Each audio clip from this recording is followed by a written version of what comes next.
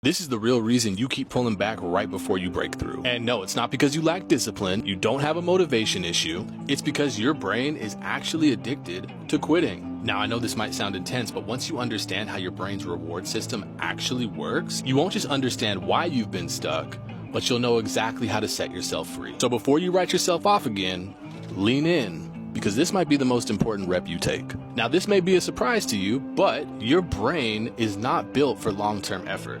It's built for survival, and survival runs on dopamine. But what most people don't understand is that your brain actually releases more dopamine in the anticipation of a reward than actually receiving the reward. Because let's be real, what feels better, starting something new or actually putting in the work once it gets hard? Exactly, it's the starting energy. When you're going around telling everybody you're locked in, I'm about to make this big change. Talking about it feels like the change is actually happening. That's why you're so excited. But once things start to get hard and the novelty wears off, your brain starts whispering to you like, hey bro, this really ain't hitting like it was when we first started. So eventually, you start rationalizing, saying, well, this really isn't that important, and you quit. Not because it's right, but because it feels like relief. So your brain will link relief to a reward, and that's how quitting becomes addictive, and that's how sabotage turns into survival.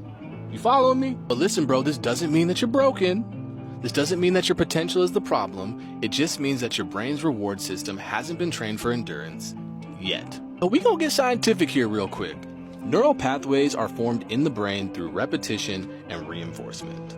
That's how habits are wired. That's how identity is formed. So every choice that you repeat is like casting a vote for who you believe that you are. So if you just keep bailing out every time things get hard, it's not a flaw, it's just a pattern. And if you want to break the pattern, you gotta rewrite the reward. Think about it like this. If you always quit as soon as things get uncomfortable, you're gonna start to believe that discomfort equals danger and relief equals reward. But if you show up even when it's hard and celebrate the effort, then you're teaching your brain a new pattern, that consistency equals safety and effort equals success. So now that you got all this information, here's how you're gonna put it into practice. I want you to start small. Start celebrating your effort, not just your outcomes. Start tracking your consistency and not just your wins. And most importantly, start anchoring your progress in who you're becoming, not what you're achieving. And when the dopamine dips, here's what I want you to do. Pause.